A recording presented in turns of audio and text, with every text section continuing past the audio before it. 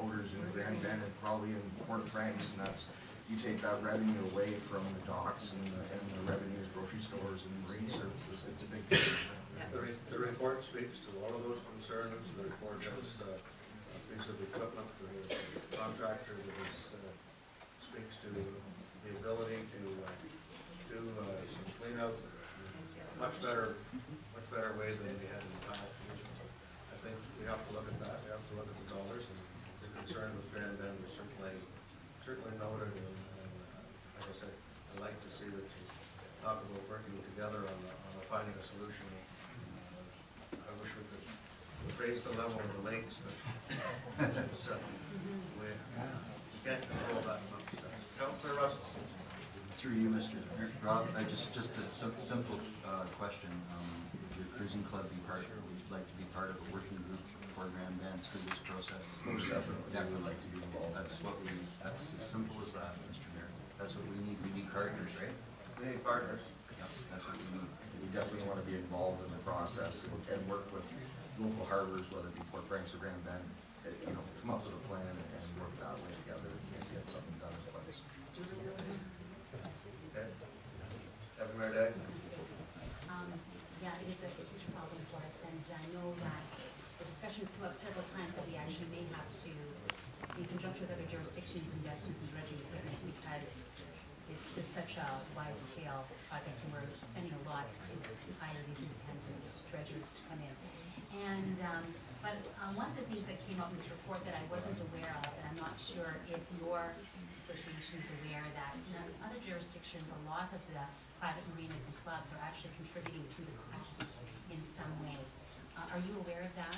I have seen some of that fiscally spending, where revenue generated that way, but yes. Obviously if there's a structure put in place to do that, I guess, and this is the starting point of the discussion to see where exactly costs are going to be generated from, and what revenues are coming into the harbors and what revenues are being used in the harbors. It's only reasonable. Yeah. Thank you. Okay. Thank you for your comments. We're dealing with this report. As we get through the agenda, I'm going to.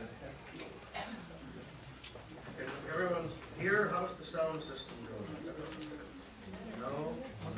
Not working? Better, but not good enough. Better, but it needs to be louder. Okay. We're going to take a 10-minute break. So before we carry on, thank you. Order there, we got sound.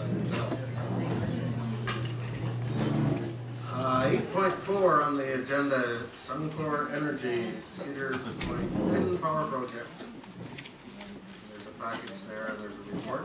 There's a further report coming on February the 7th. Got a little there. You said you wanted to hear it. I'm thinking that's just a little streaky.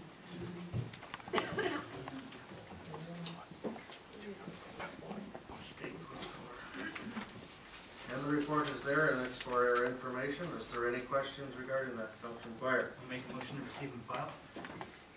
Seconded by Councillor Cook. Questions on that? All in favor of that?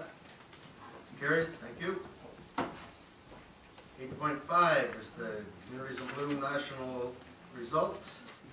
There's a recommendation there that the Communities in Bloom Committee continue with their efforts in the program.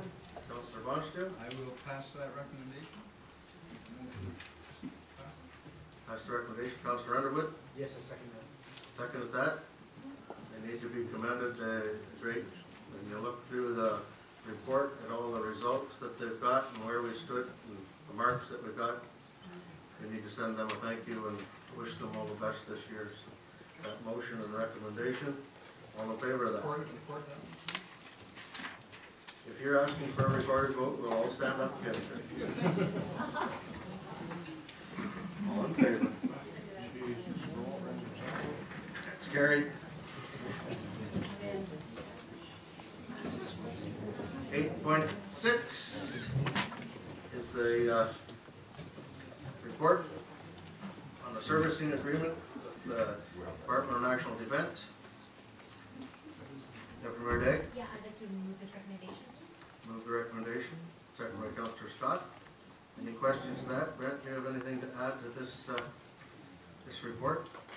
No, I think it's been a pretty well thought out plan. Covered everything. Any questions? Councillor Bonston. Has, just for you to Brent, has Kettlestone Point seen it? No, they have not. No, they haven't. This is between the Department of National Defense. And then Okay. All in favor of that? Carried.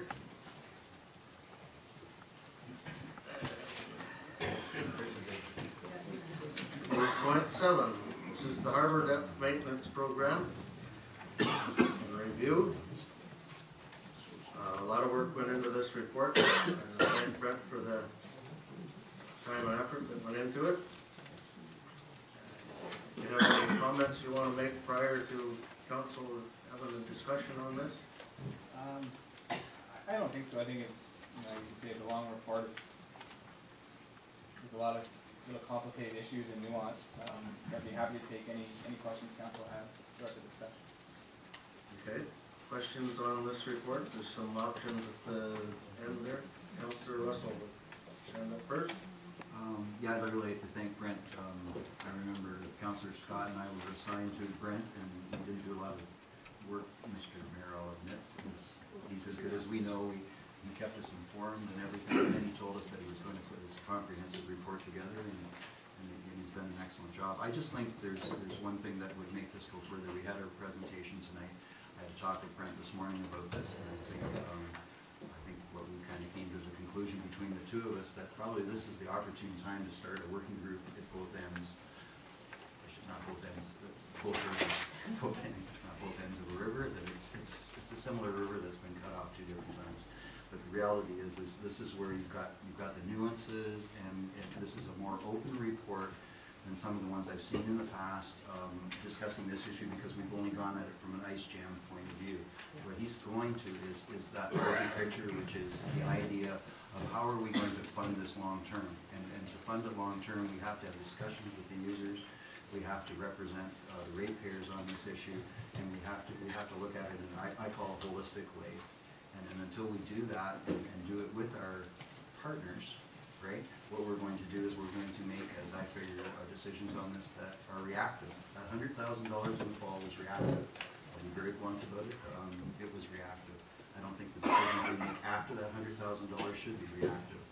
They should be based on facts, and it should be input from the public. So that's what I want to say on it. I think we need to strike 2 working groups, Grand Bend and Port Franks, with the user groups, the sailing clubs, the yachting clubs, the marinas, and the residences who have also dockage space on both of those rivers. So that's what I would like to say. Councillor Bonston. Before we get into this is an omnibus report. There are so many decisions to be made in this report. I don't think there's one motion on this report. I agree 100%. I think this is the opportunity to bring the partners to the table and say, how are we going to work on this? Because there's a lot of partners involved with this, and it's huge for our economic, stability up in these areas. I guess the question I have is, it's a chicken and egg thing. Do you put a working group together first to address this? These are budgetary implications. I think this council's got to make some budgetary decisions. I would agree that there's, there is some immediacy to the decision making.